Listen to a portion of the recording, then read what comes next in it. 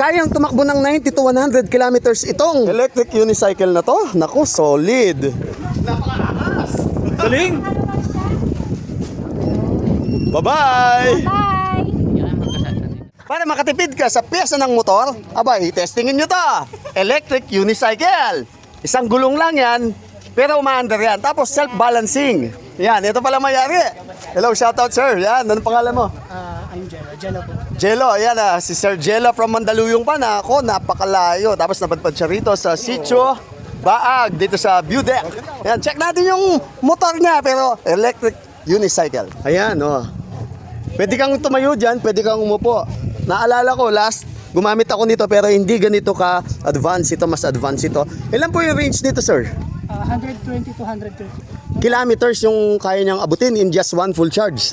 And then yung top speed niya, 90 to 100. Yung iba 100. Depende sa weight niya. yun, kayang tumakbo ng 90 to 100 kilometers itong electric unicycle na to. Naku, solid. Ito, makikita nyo, sakto yung paa nyo rito. Tapos meron siya lalagyan na part ng shin guard and knee guard. Ayan, no?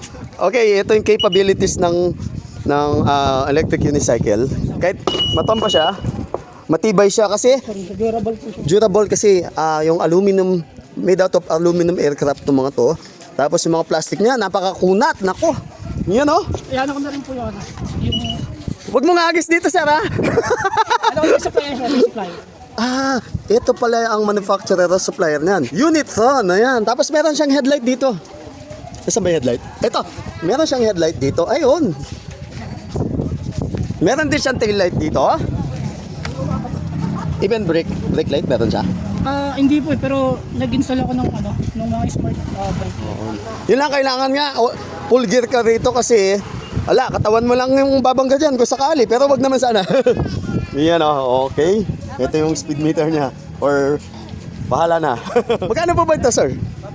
Ito po, 200. Hindi, ano po ito? 200. Yung mga high-end ko, mga 180. Ayun, oo. Naalala ko yung doon sa kaibigan kong abogado. Nasa 25 yata niya binili yung ganito. Okay, ayun. Para magpa-treno. Pwede ko rin tumayo. Pwede ko tumayo. Yan, sige. Yan. So, kapag naging forward ka, pati ka to. Kaya? Alagsa ka? Natatakot ako. Kasi naalala ko yung gamit ko maliit na.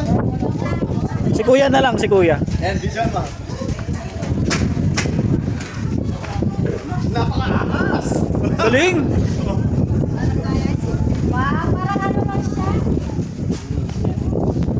Kasi dati nag-practice ako, nahawakan ko. Meron bang ano to, yung mabagal lang siya? Wala po. Paano po tayo hatak nun? Malakas yung part. Dati ginagawa ko, nag-stand back. Para ka lang nag-BMX dyan.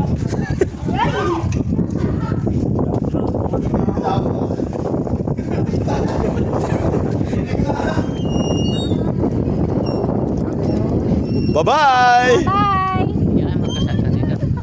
Alia.